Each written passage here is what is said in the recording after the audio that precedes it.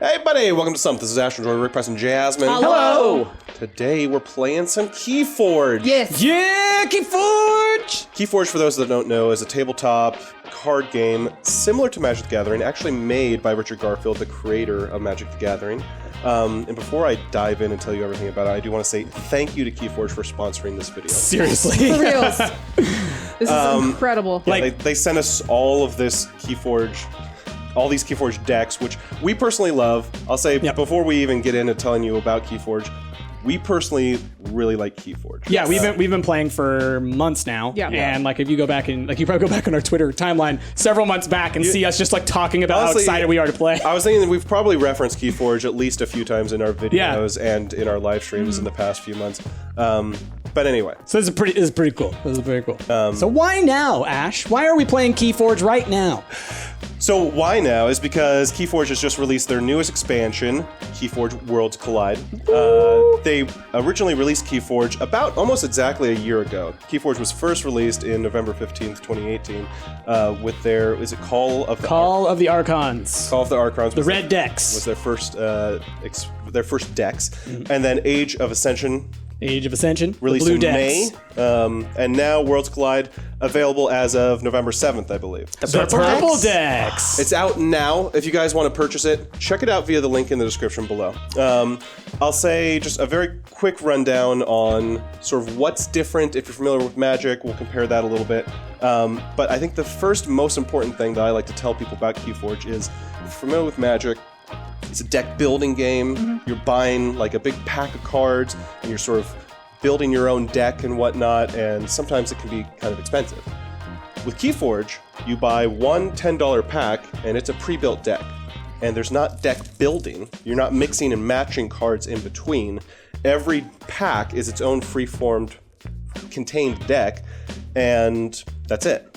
But the beauty of it is that every deck is randomly generated. Yeah. Exactly. No two decks are ever going to be identical. Like, literally, there's no identical decks. There's that many cards, there's that many variants.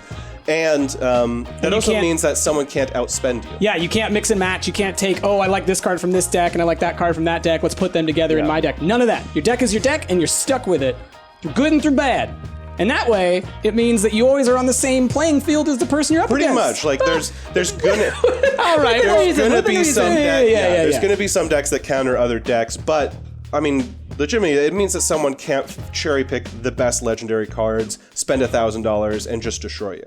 It's not a thing that happens in Keyforge. And real quick, and I think this is important to mention because you're probably immediately thinking like, well, yeah, but what if someone gets lucky and gets a really good deck and someone else gets like a pretty, not as powerful deck? What does happen, Price? Well, if you're playing like tournament play and you can go online and you can scan in the QR code so you can register your deck, then you record your wins and losses. And as you gain more wins, your deck is going to it's going to have some effects happen to it that we'll talk about when we talk about the specifics of the game. But basically, within the system of Keyforge, there is a balancing system for if someone's got an overpowered deck. It's true.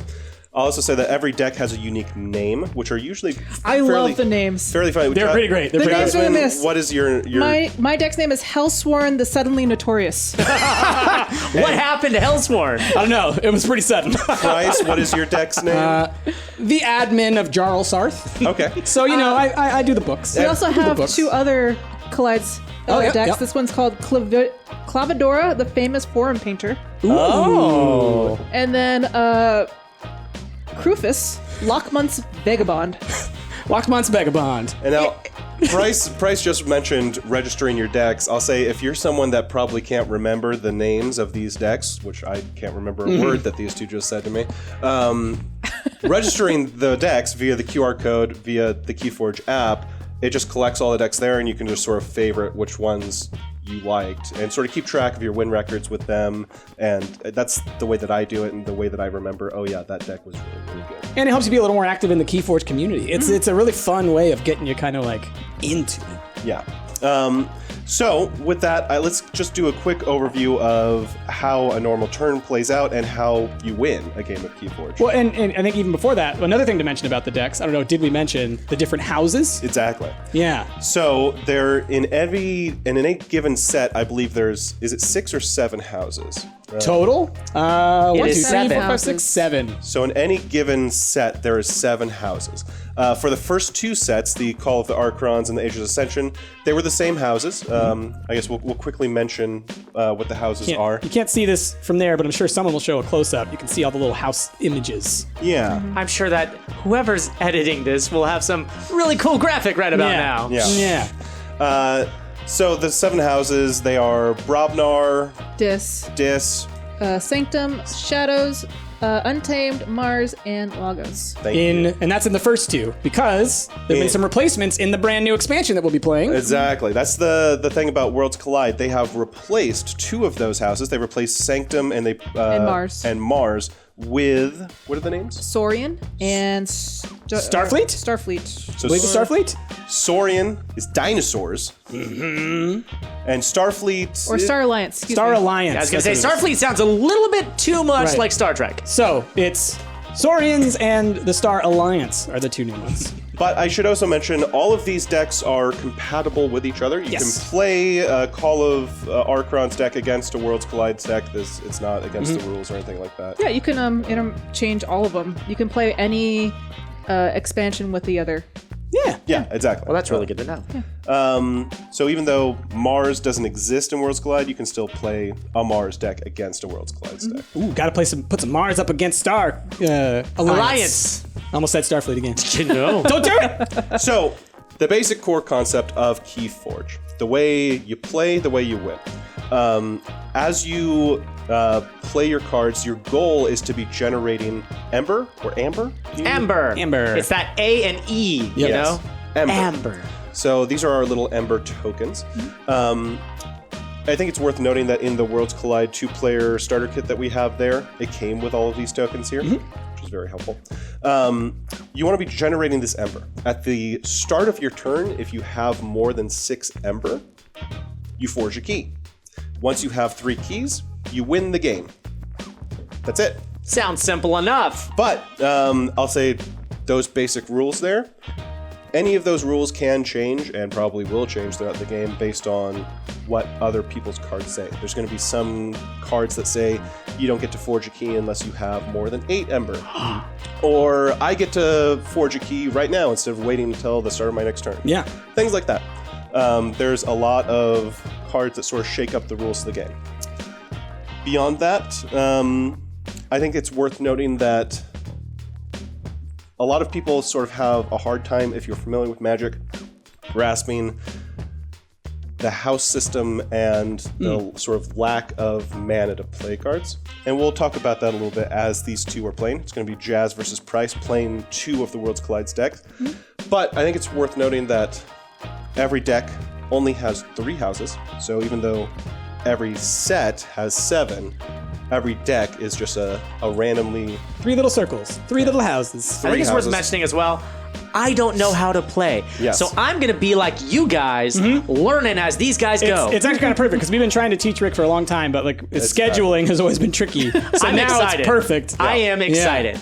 But as they play, and they want to play cards, they will call a single house. So, say Price just wants to play Brobnar, he'll call Brobnar, and then he can just play as many Brobnar cards as he wants. He doesn't have to tap mana, there is no mana. He doesn't have to pay for putting those cards out anyway. He can just put them out. But he can only put out that one house that he called, in this example, Brobnar, and not any of the 2 other houses that he may have in this example. And is that per turn? That's per turn. Per turn. Yeah. And then unless the card says otherwise. Great. Yeah, because there will be some cards that will allow you to break that rule. Exactly. So that's how they get around the mana system. Yes. So with that, I think we're gonna have Price unwrap his deck. We're gonna get into a game of these 2 Worlds Collide decks. Ooh, I'm excited. So Jazzy, I would say you go first Okay. because I haven't played in a while. Oh, and I'll go ahead and draw my cards. All right. So I'm gonna call Sauron. Okay. Saurian. And bring out Legatus Raptor. Fighting, you may exalt or Legatus. You may fight or exalt the Raptor. If you do, ready and use another friendly creature. So he comes in tapped because he can't play at the moment. Right. So I'm just gonna put him right there, and I end my turn since, as the first player, I can only play 1 card. Okay. So you mentioned a couple things. You said exalted. So in this new Worlds Collide deck, there is a thing called Exalting, where I actually take an Ember from the pool and I put it on my creature. If this creature were to ever die, the ember goes straight to you, Right. which is versus capturing where you capture one of mine or I can capture one of yours. Put it on this, and it comes back to whoever it's been captured from. Got it. So you get to choose when you exalt it, though. Yeah, but this one says I can only do it when I fight. Okay. And do you get to choose, or does it happen? To say You may exalt. I may. you I may. don't have to. Gotcha. May. But if I do, I can ready and use another creature, All right. Okay. which is actually pretty good for Yeah. next time. All right. All right. Me up. All right. So I will also call. Is it Saurian? Saurians. Saurian. I wanted to say Sauron. I will play this Thero Centurion. So on play or fight, capture one. You don't have any that I can capture. Same deal here, because I have another one. And I'm going to play this Brutodon Auxiliary. Jeez, they're all 6. Yeah. So they're powerful. And so So the he, 6 means 6 HP, yeah, 6 damage. 6 HP, 6 damage. Okay. And what you'll see about the Brutodon Auxiliary is he has Hazardous 2, Jeez. and he also has Taunt, which means that his neighbor, this Thero Centurion, cannot be attacked until this guy's killed. Right. But because this guy's not next to him, he can be attacked. So it's only the ones that are directly the neighbors. And I think I'll stop there. Yeah. That'll be my turn. Okay. I think this turn I'm gonna go with Untamed. I'm going to bring out the Imprinted Murmuk. Ooh. He's like a crabby dude. I love him. He's elusive, so the first time this creature is attacked, he deals no damage. My keys cost -1. Ember. Ooh. So, and then I'm also going to play this thing called Unsuspecting Prey. It's an action. I get to deal 2 damage up to 3 undamaged creatures. So 2 damage each. Okay. Let's take some of these guys. And then I am going to play Ghost Hawk. This creature is deployable, which is awesome, so I can put him anywhere on my line. I can put him right here.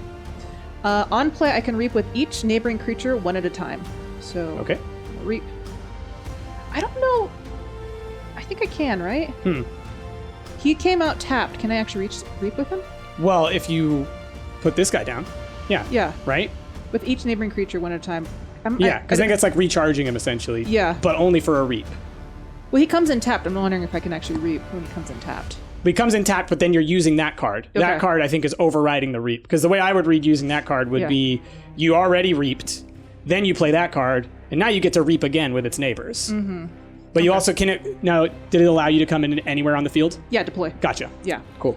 Yeah, I'm just wondering if I can get an Amber for this one because he came in tapped already. I would say so. Okay. Yeah. So, So you get 2 Ember, 1 for each of those guys? Yep. Yep. I'm guessing anybody at home can clarify the rules. And so that's what you mean when you say reap. It Yeah. means Yeah. taking a number. Exactly. And I think that's a good thing to also bring up is that Keyforge, in the rules themselves, they actually say, like, if there's anything that isn't in the rules that you can see or, like, you're confused by it, you guys make the decision, right? Like, it's up to love you that. to kind of fill in the blanks, which I think is very important because when you get into all this kind of stuff where you can have multiple abilities stacking on top of each other, it can get really confusing about order of operations, right? Yeah.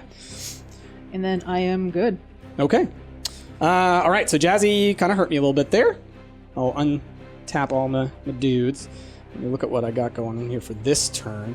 Now, what is warding? Warding is sort of like a paladin bubble. If you ward a creature, if they were to get hit, the bubble protects them.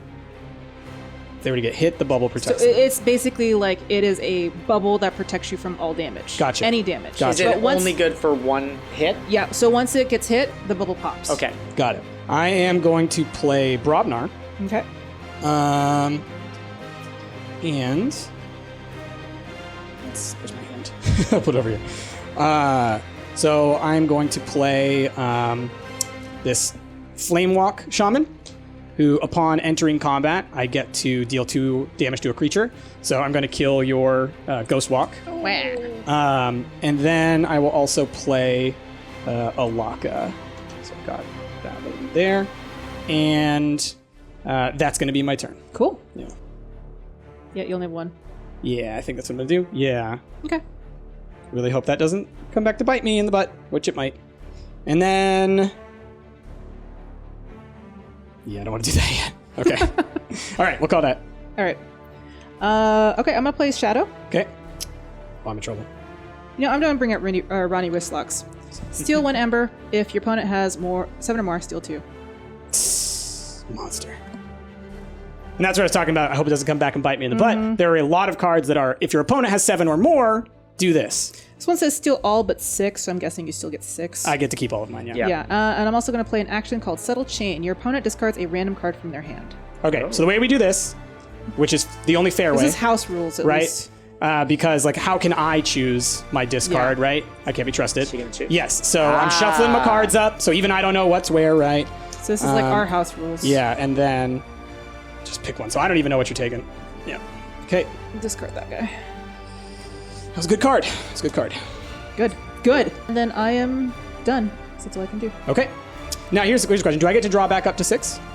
Because you discarded... on your draw turn. So, but you draw at the beginning of your turn. Yeah, okay. No, I think you draw at the end of your turn. When's the draw phase? It's at the end of your turn. Is So it? yeah, you have... Yeah. So if you discard a card from me, then I'm just Yeah. stuck with 5. Okay. Well then, I think I'm gonna play Star Command. And really, what I'm gonna do mostly is we're going to Reap with the Medic.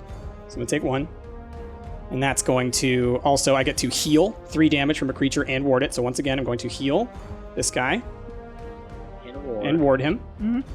Then I'm going to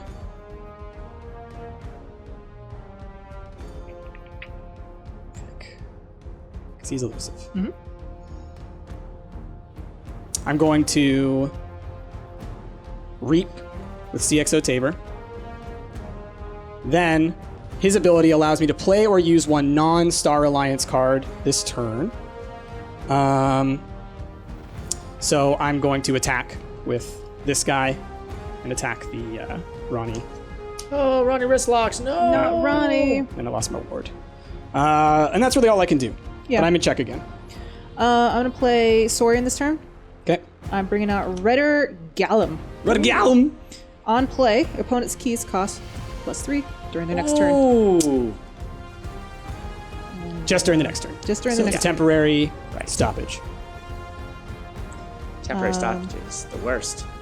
Yeah. So all that guy did was he... He just stopped you. And then what does it say he does when he reaps? I can exalt him. I can do the same thing again next turn. Ah, gotcha. Okay. So we're going to Reap with Questor Jorda. Jarda. So he... when I Reap, he can exalt if I choose. So here's the one I'm getting from Reaping. And if I do that, I also gain 1. Oh. So that's another Oh, one. so that's the benefit of exalting him. Now, here's the deal. I have a huge pile of Ember. Yeah. This is a very risky play. Yes. If Jazzy has one of those, she's going to steal all my stuff cards, which is possible with her deck that we've seen. This is a bad idea. Yes. But I'm doing it anyways. So then what I'm going to do is I'm going to attack. I forget I can discard. I'm going to attack with this guy against that guy. Okay. So I take 2 and he's dead.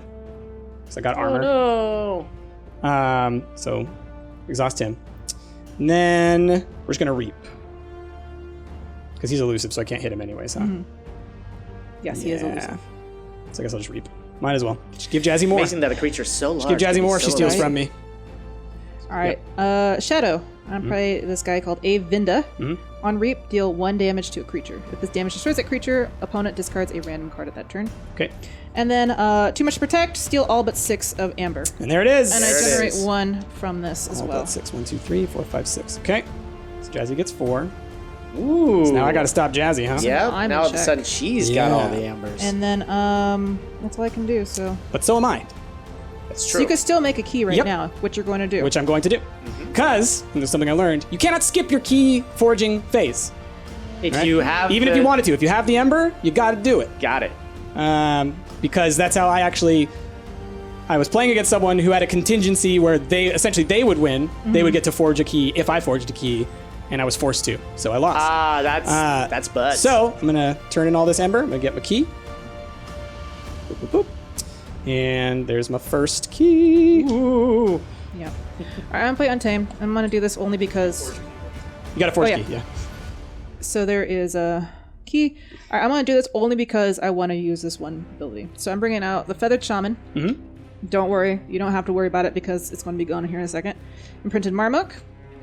And then I'm going to use Unnatural Selection. I gain an Ember for that. What this does is I get to choose 3 friendly creatures and 3 enemy creatures and destroy each other's cards. Whoa. Okay, so that's an interesting one. So I choose 3 of my creatures or 3 Yeah. of your Yeah. creatures and I destroy them. Yeah. Whoa! So here's my question. Does a ward not affect that in any way? Nope. Okay. Yeah. Well. So all these guys are gone.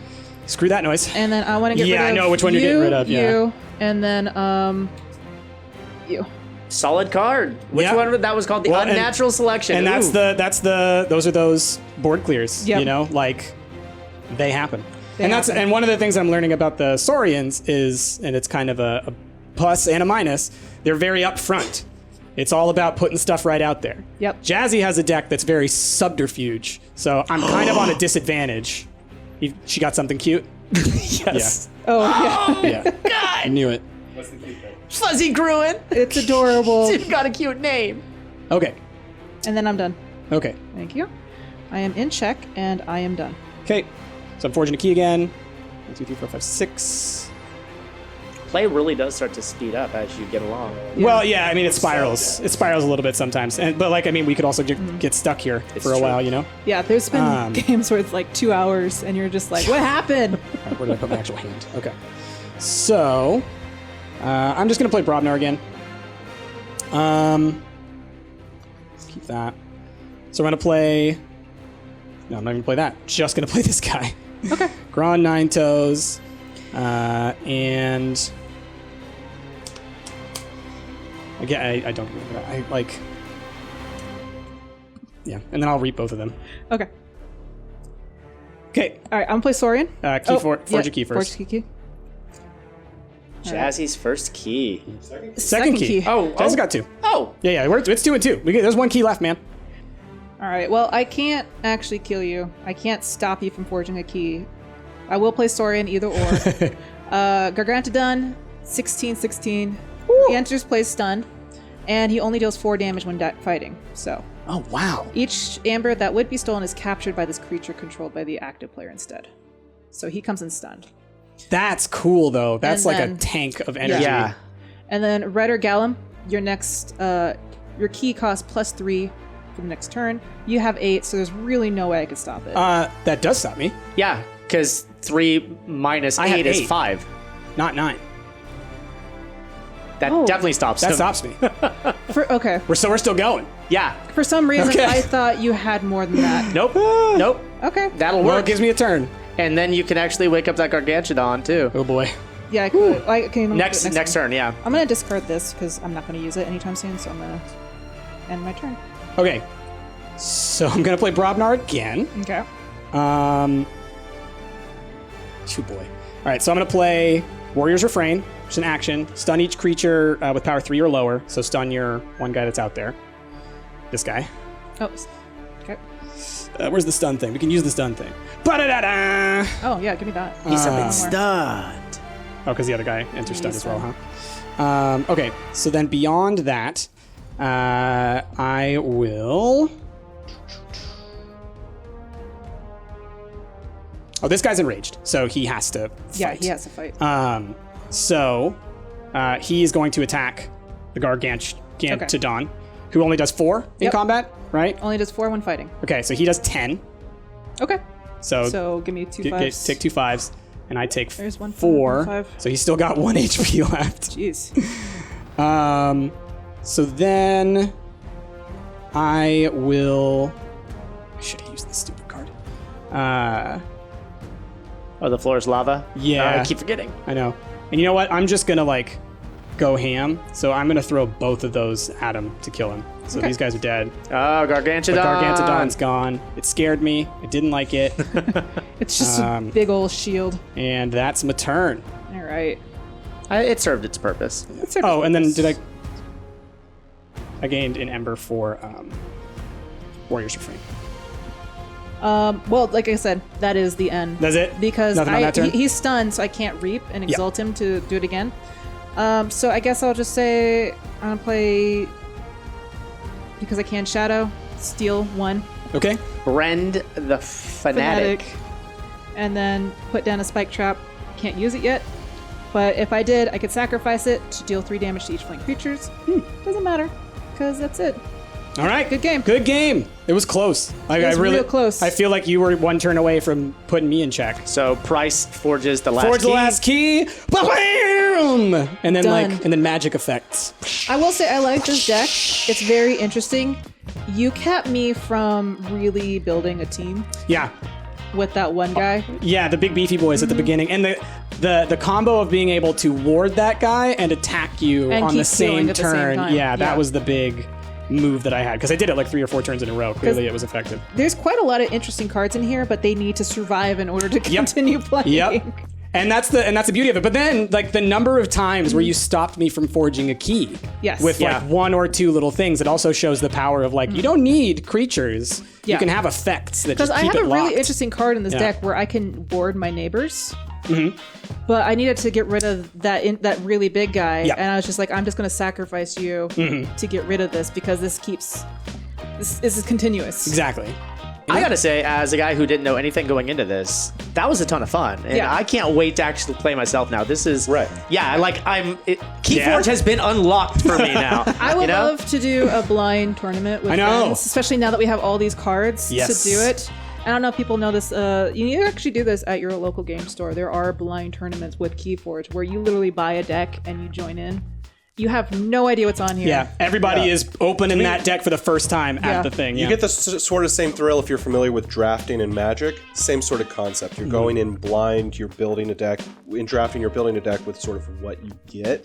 In this, it's just like that's your deck. That's your deck. Yeah.